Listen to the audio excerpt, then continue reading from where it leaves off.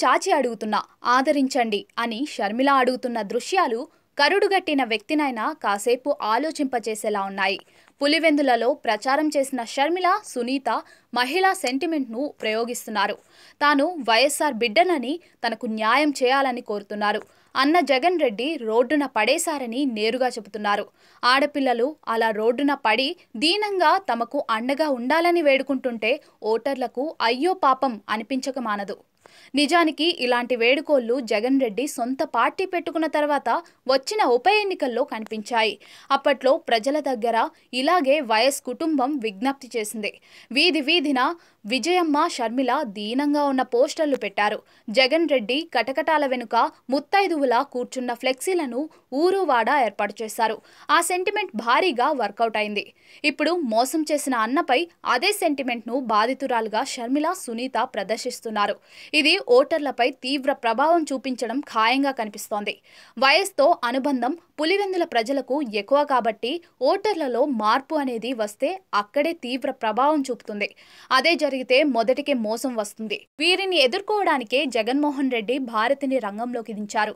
ప్రచార బాధ్యతలను ఆమె తీసుకున్న రోజే షర్మిల, సునీత ప్రచారాన్ని అడ్డుకునేలా కొంతమంది రచ్చ చేశారు. అంటే వీరిద్దరిని ఎదుర్కొనే వ్యూహం చేతల్లోనే ఉంటుందా అన్న సందేహాలు ఉన్నాయి. మొత్తంగా షర్మిల న్యాయం చేయాలన్న దీనమైన విజ్ఞప్తులతో ప్రజల్లోకి వెళ్తే సెంటిమెంట్ పండుతుంది. దీనికి విరుగుడుగా భారతి వేసే ప్రణాళికలు కీలకం కానున్నాయి. లేకపోతే రాజకీయాల్లో ఏదైనా జరగొచ్చని నిరూపించేస్తారు షర్మిల, సునీత. ఇది తప్ప వివేకానంద రెడ్డి గారి హత్య జరిగితే అది కుటుంబ విషయమా? ఒక ప్రజానాయకుడు రాజశేఖర రెడ్డి గారు తమ్ముడే చచ్చిపోతే న్యాయం జరగలేదంటే అది కుటుంబ విషయమా? అది మా ఇంటి సమస్య, అది మా ఆస్తి సమస్య, అది మీ సమస్య, అది ప్రజల సమస్య. ప్రజలు న్యాయం చేయాల్సిన రోజు వచ్చింది కాబట్టి రాజశేఖర రెడ్డి బిడ్డ, వివేకానంద రెడ్డి బిడ్డ మీ ముందు నిలబడ్డారు. కొంగు చాచి అడుగుతున్నాం, కొంగు చాచి అడుగుతున్నాం, మీ ఆడబిడ్డలు అడుగుతున్నాం. రాజశేఖర రెడ్డి బిడ్డ అడుగుతుంది, వివేకానంద రెడ్డి బిడ్డ అడుగుతుంది. మా కొంగు చాచి అడుగుతున్నాం, న్యాయం చేయండి, న్యాయం చేయండి. మీరే నిర్ణేతలు, మీరే నిర్ణేతలు. ఒకవైపు రాజశేఖర రెడ్డి బిడ్డ నిలబడింది, ఇంకోవైపు రాజశేఖర రెడ్డి గారి తమ్ముడిని, వివేకానంద రెడ్డి గారి హత్య చేయించిన అవినాష్ రెడ్డి గారు ఇంకోవైపు నిలబడ్డారు. మీకు ఎంపీగా ఎవరు కావాలో? రాజశేఖర రెడ్డి బిడ్డ కావాలో, లేకపోతే హత్య చేసిన అవినాష్ రెడ్డి గారు కావాలో మీరు తెలుసుకోండి. ఒకవైపు న్యాయం ఉంది, ఇంకోవైపు అధికారం ఉంది. ఒకవైపు ధర్మం ఉంది, ఇంకోవైపు డబ్బు ఉంది. మీరు ఏ వైపు నిర్ణయించుకోవాల్సిన సమయం వచ్చింది. నేను రాజశేఖర రెడ్డి బిడ్డను, నేను రాజశేఖర రెడ్డి బిడ్డను. పులి కడుపున పులే పుడుతుంది.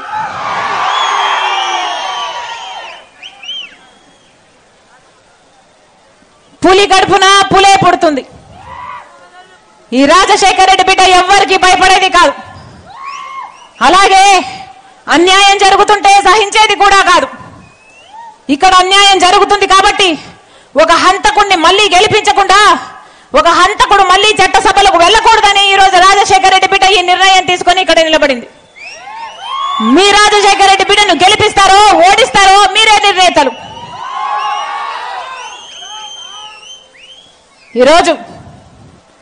ఈ రోజుటికి 4 రోజులైంది కడప ఎంపీగా నేను నిలబడుతున్నాను అని. నేను కడప పార్లమెంటు స్థానంలో తిరగబట్టి 4 రోజులైంది. 4 రోజులు అయిందో లేదో ఈ రోజు వచ్చిన వార్త, అవినాష్ రెడ్డి గారిని ఎంపీగా కాకుండా అభ్యర్థిని మార్చే ఆలోచన చేస్తున్నారు వైసీపీ అని ఈ రోజు వచ్చిన వార్త. అంటే అవినాష్ రెడ్డి గారే హత్య చేశారు కాబట్టి, ప్రజలు నమ్ముతున్నారు కాబట్టి, మీరు ఓడిపోతారు అన్న భయం ఉంది కాబట్టి ఈరోజు అవినాష్ రెడ్డిని మళ్ళీ మారుస్తున్నారా? మీరు అవినాష్ రెడ్డి గారిని అభ్యర్థిగా మారుస్తున్నారు అంటే సిబిఐ చెప్పింది నిజమని మీరు విశ్వసిస్తున్నారనే కదా. సిబిఐ చెప్పింది నిజమని మీరు ఒప్పుకుంటున్నారటే కదా.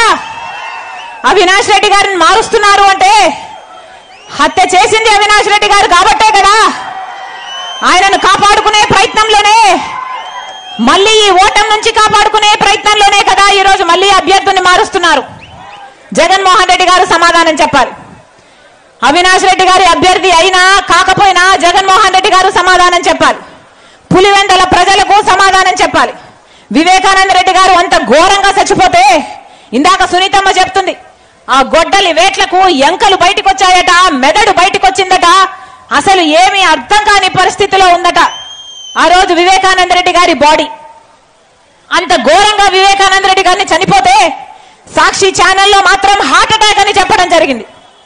ఎందుకో సాక్షి ఛానల్లో వివేకానంద రెడ్డి గారిది హార్ట్ అటాక్ అని ఎందుకు చెప్పారో జగన్మోహన్ రెడ్డి గారు సమాధానం చెప్పాలి పులివెందుల ప్రజలకు. జగన్మోహన్ రెడ్డి గారు సమాధానం చెప్పాలి పులివెందుల ప్రజలకు. ఆ రోజు వివేకానంద రెడ్డి గారు చనిపోతే సిబిఐ ఎంక్వైరీ కావాలి అని కోరిన మీరు, ఆ తర్వాత ముఖ్యమంత్రి అయిన తర్వాత నేను సిబిఐ ఎంక్వైరీ కోరితే అవినాష్ బీజేపీ పార్టీకి పోతాడు, నేను సిబిఐ ఎంక్వైరీ వేయలేను అని మీరు ఎందుకన్నారో జగన్మోహన్ రెడ్డి గారు ఈ పులివెందుల ప్రజలకు సమాధానం చెప్పాలి. ఇన్ని రోజులు హంతకుని పక్కన పెట్టుకోవడమే కాకుండా 5 సంవత్సరాలుగా కాపాడుతూ వచ్చారే, ఎందుకు రాజశేఖర రెడ్డి గారి తమ్ముడి విషయంలోనే మీరు న్యాయం చేయలేకపోయారో జగన్మోహన్ రెడ్డి గారు పులివెందుల ప్రజలకు సమాధానం చెప్పాలి. 5 సంవత్సరాలు కాపాడటం ఒక ఎత్తైతే, 5 సంవత్సరాలు ఒక హంతకు హత్య చేశాడు అని సిబిఐ చెప్తున్నా, నిందితుడు ఈయన అని చెప్తున్నా కాపాడటం ఒక ఎత్తైతే, మళ్ళీ అక్యూజ్డ్ గా చేర్చిన అదే అవినాష్ రెడ్డికి మీరు మళ్ళీ టికెట్ ఎందుకు ఇచ్చారో జగన్మోహన్ రెడ్డి గారు ఈ పులివెందుల ప్రజలకు